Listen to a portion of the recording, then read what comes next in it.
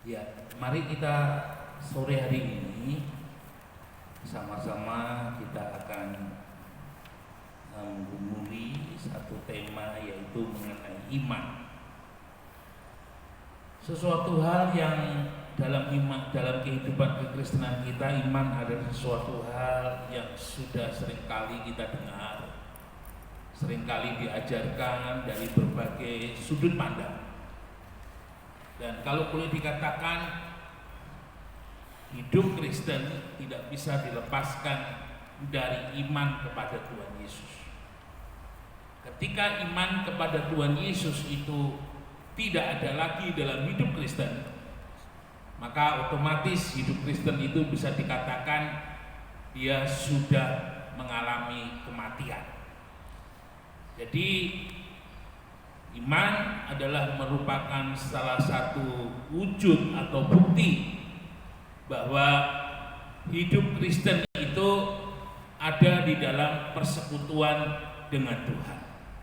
Nah, mari sore hari ini kita mau sejenak melihat tentang iman, tapi kita mau baca dulu dalam Yakobus pasal yang kedua ayat yang ke-17.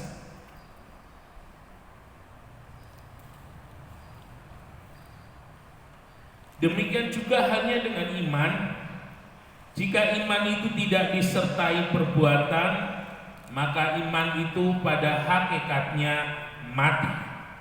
Kita sambung dalam Yakobus pasal yang kelima ayat yang ke-15.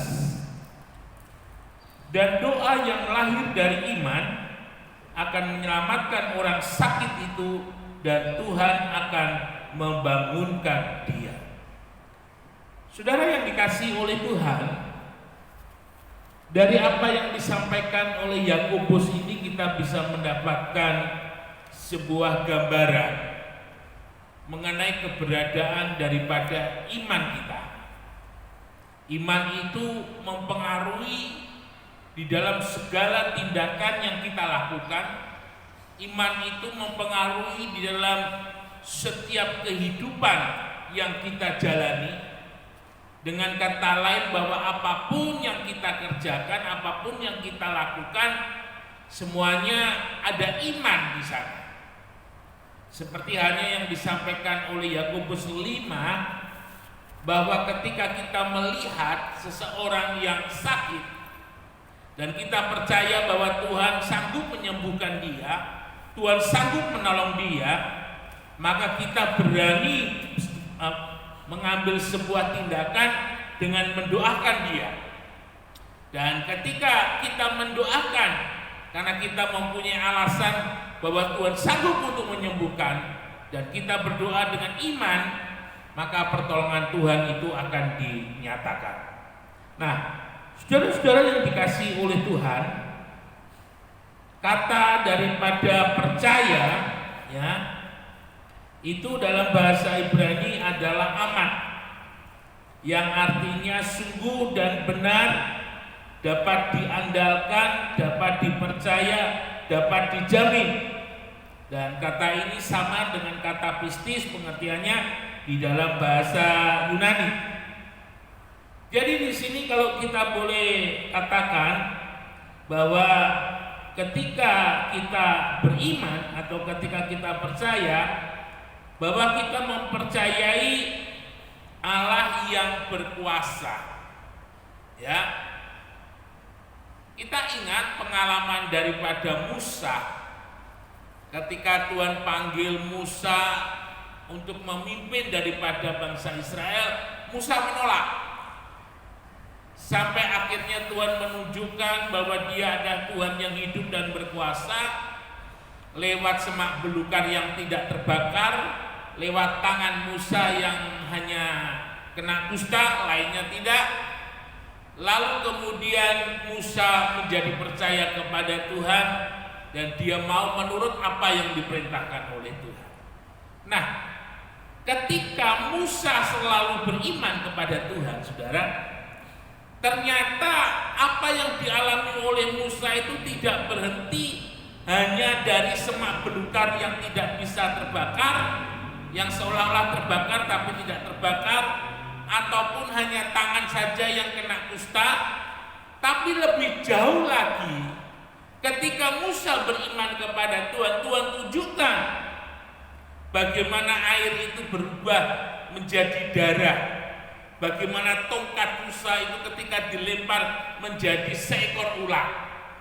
Dan yang lebih dahsyat lagi, Tuhan tunjukkan kepada Musa melalui Musa. Ketika Tuhan perintahkan kepada Musa di depan laut Teberau untuk mengangkat tangan, maka laut itu menjadi terbelah. Artinya apa? Artinya iman ketika ada di dalam kehidupan kita, kita akan mengalami pengalaman-pengalaman spiritual yang luar biasa.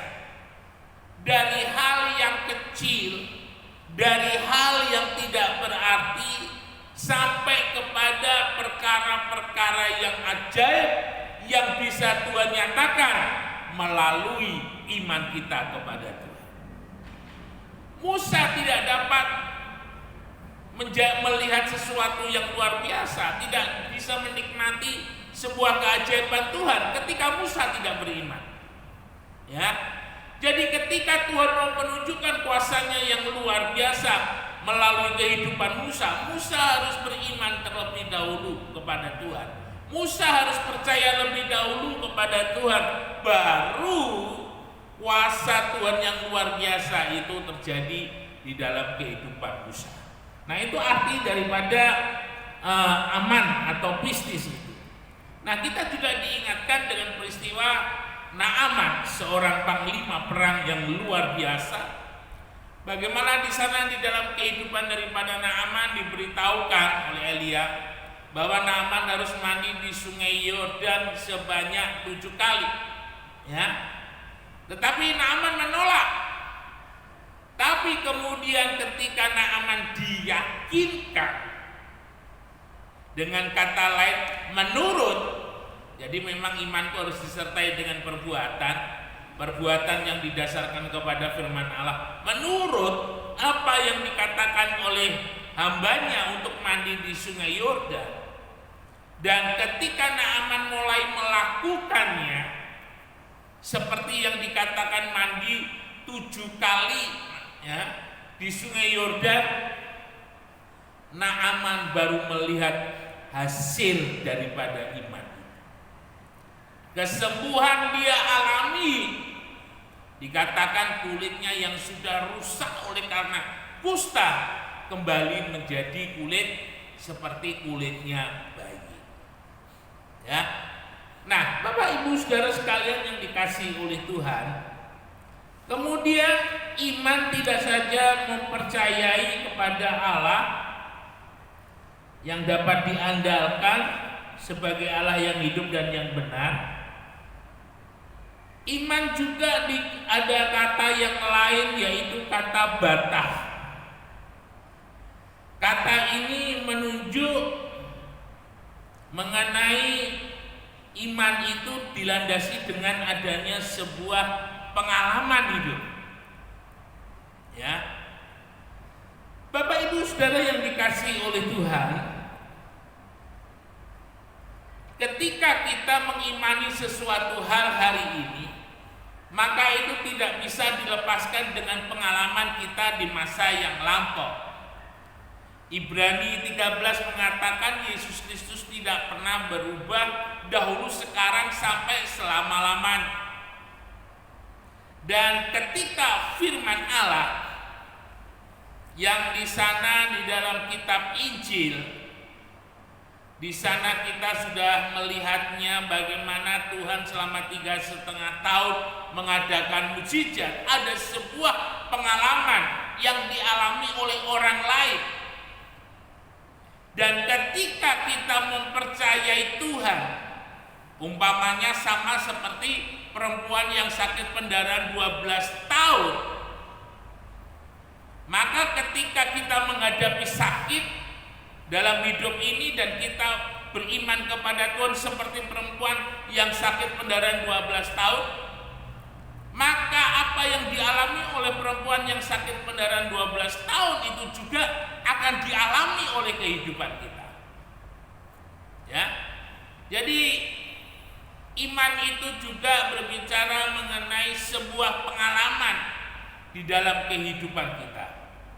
Nah, saudara-saudara, Daud dia menggambarkan Tuhan itu sebagai gembala. Ya. Dari keberadaan Tuhan sebagai gembala dalam pengalaman imannya, Daud melihat ketika Daud dekat dengan Tuhan sebagai gembala, Daud merasakan nyaman. Secara batin, ketika dekat dengan Tuhan itu ada perasaan nyaman, ada perasaan aman. Lebih jauh Daud mengatakan tidak saja dia merasa aman dan nyaman ketika Tuhan itu menjadi gembala, tetapi Daud juga di sana menuliskan Tuhan itu menuntun ke air yang tenang, menuntun ke padang rumput yang hijau. Artinya apa? Artinya Daud di sana ingin menunjukkan ketika Tuhan menjadi gembala di dalam kehidupannya, tidak hanya rasa aman, rasa nyaman, tetapi di sana juga berbicara adanya pemeliharaan Tuhan yang dialami oleh Daud. Ini luar biasa, saudara. Kita ingat bagaimana ketika Daud menghadapi Goliat, rasa aman, rasa nyaman dekat dengan Tuhan membuat Daud melihat Goliat yang besar, Goliat yang gagah perkasa, Goliat yang sulit untuk ditaklukkan, itu menjadi sesuatu hal yang bukan apa-apa bagi Daud. Coba bandingkan dengan Saul yang di dalam kehidupannya tidak memiliki hidup yang dekat dengan Tuhan. Maka ketika Saul melihat Goliat, itu musuh yang luar biasa. Itu musuh yang tidak dapat dikalahkan. Tetapi beda dengan Daud. Saul juga punya iman, Daud juga punya iman. Tetapi Daud selalu menjaga imannya dengan hidup di dalam kedekatan dengan Tuhan. Sehingga ketika menghadapi Goliat yang besar, Daud tidak menjadi takut. Daud berani melawan dan Daud mengalahkan Goliat. Ya. Dan Daud ini juga pada masa Daud, kekuasaan bangsa Israel itu sampai di Irak. Jadi masa kejayaan Israel itu bukan pada masa Salomo, tapi sebenarnya pada masa Daud. Itu Israel mempunyai kekuasaan itu luar biasa luasnya. Mengapa Daud bisa mengalami semuanya itu? Karena iman yang ditunjukkan oleh Daud itu adalah sebuah kedekatan dengan Tuhan. Ya, sebuah pengalaman hidup. Pengalaman iman Daud, mulai dia dari yang kecil di padang, di hutan memelihara domba, sampai ketika dia menjadi raja. Daud ungkapkan di sana. Bagaimana Daud juga mengalami yang namanya gadamu dan tongkat Tuhan. Pertolongan dan perlindungan Tuhan ketika dikejar-kejar oleh Saul. Itu sebuah episode yang panjang. Tidak hanya setahun, 2 tahun, beberapa tahun lamanya Daud ketika dikejar-kejar oleh Saul. Kita melihat Daud senantiasa diluputkan oleh Tuhan. Dan yang menarik, Daud tidak berusaha untuk membunuh Saul ketika dia mendapatkan sebuah kesempatan. Ini pengalaman iman di dalam kehidupan daripada Daud. Nah, saudara yang dikasihi oleh Tuhan, iman yang lain juga dituliskan dengan kata maseh. Ya, maseh itu artinya bahwa iman itu adalah ketika kita mencari tempat perlindungan yang aman ketika sedang menghadapi bahaya. Kita mencari pertolongan kepada Tuhan ketika menghadapi kesulitan.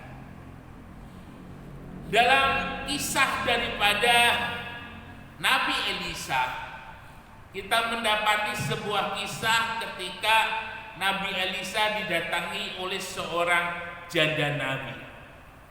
Ya, saudara perhatikan, janda nabi ketika datang kepada Elisa, dia sudah tidak mempunyai apa-apa lagi. Ketika Elisa bertanya, "Bu, ibu punya apa?" "Saya hanya punya minyak sedikit." Ya, saudara garis bawahi kata sedikit. Sementara utangnya segudang. Sangat-sangat tidak memungkinkan, sangat-sangat mustahil. Bagaimana dengan minyak yang sedikit itu mampu menutupi hutang yang segudang? Karena dikatakan nyaris para debt collector itu mau membawa anak daripada perempuan janda ini sebagai ganti daripada hutangnya. Saudara yang dikasihi oleh Tuhan, janda ini detik-detik ketika dia harus menghadapi kehancuran di dalam hidupnya, dia lari kepada Tuhan. Ya, dia lari kepada Tuhan.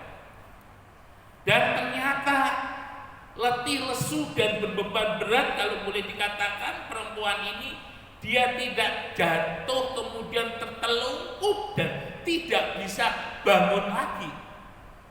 Tapi ketika dia datang kepada Tuhan, dan Elisa berkata, "Kumpulkan botol sebanyak-banyaknya, isi semua botol itu sampai penuh, lalu kemudian jual, bayar semua hutangmu dan hidup dari sisa." Nah, kita melihat di sini bahwa dalam kondisi yang seburuk apapun yang kita alami, ketika kita datang kepada Tuhan, Tuhan terlalu sanggup untuk menolong. Seberat apapun mungkin sakit yang kita alami, ketika kita datang kepada Tuhan, Tuhan sanggup untuk menyembuhkan. Sesulit sesukar apapun masalah persoalan yang kita hadapi, ketika kita datang kepada Tuhan, Tuhan sanggup untuk menolong, memberikan jalan keluar dalam kehidupan. Artinya tidak ada sesuatu bagi Tuhan itu, tidak ada masalah yang kecil, tidak ada masalah yang sedang, tidak ada masalah yang besar. Bagi Tuhan yang ada adalah Tuhan sanggup menolong, Tuhan sanggup menyelesaikan ketika kita mau datang kepadanya. Ya, masa. Nah, saudara-saudara sekalian yang dikasihi oleh Tuhan, dari apa yang sudah sama-sama kita pelajari dari kata aman, pistis, batah, masa, maka ada beberapa hal yang kita boleh lihat di sini, bahwa ketika kita beriman itu adalah sebuah tindakan yang pertama mengakui, ya, mengakui bahwa apa yang difirmankan oleh Tuhan adalah benar dan sungguh dapat diandalkan. Abraham ketika dalam Kejadian 12 untuk mengubah di dalam hidupnya dari yang biasa menjadi luar biasa, Tuhan tidak mempermak Abraham di tempat itu, di Ur Kasdim. Tuhan tidak menyatakan kuasanya memberkati Abraham di Ur Kasdim. Ya, tapi Tuhan memerintahkan kepada Abraham pergi. Saudara yang dikasihi oleh Tuhan, mengapa Abraham harus pergi? Mengapa Abraham harus meninggalkan Ur Kasdim? Perhatikan baik-baik. Yang pertama, Tuhan mau Abraham percaya kepada Tuhan. Ya, dengan Abraham pergi dari Ur Kasdim menuju ke negeri yang ditunjukkan oleh Tuhan, artinya Abraham percaya kepada Tuhan. Tanpa Abraham percaya kepada Tuhan, 1000 janji yang Tuhan katakan kepada Abraham itu nggak berarti apa-apa. 1000 janji itu tidak akan mengubah apa-apa dalam kehidupan Abraham.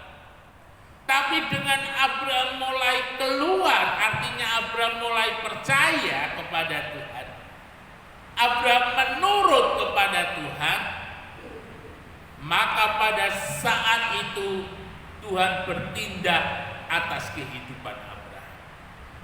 Seberapa besar iman yang kita berikan kepada Tuhan, sebesar itu pula lah Tuhan akan bertindak atas kehidupan kita. Ya, semakin besar iman kita kepada Tuhan, semakin besar pula yang akan Tuhan perbuat di dalam kehidupan kita. Sadrak, Mesah, dan Abednego ketika hendak dibuang di dapur api, dia katakan kepada Nebukadnezar, sekalipun Allahku tidak menolong aku, tidak membebaskan aku, sekali-kali aku tidak akan menyangkali dia. Saudara yang dikasihi oleh Tuhan, api yang dipakai untuk membakar Sadrak, Mesah, dan Abednego itu dipanaskan 7 kali lipat.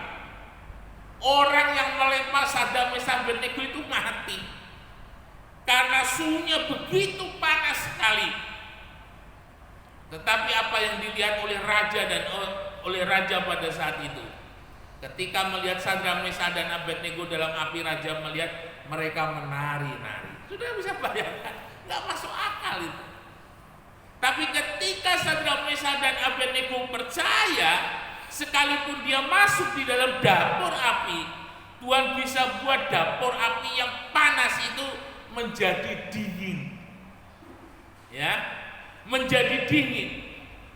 Nah, ini yang harus kita pahami bersama-sama, bahwa ketika kita beriman kepada Tuhan, maka kita mengakui bahwa Tuhan itu ada, hidup, benar, dan dapat diandalkan.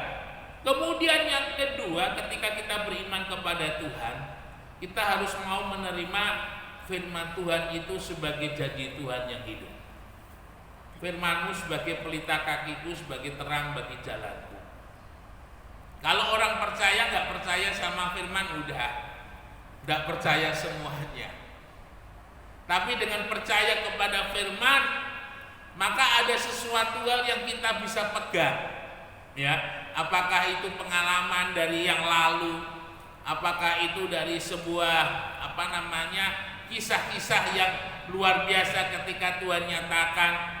Dan kita juga bisa melihat apa yang Tuhan lakukan dalam hidup ini ketika kita beriman. Kita jadikan pegangan itu.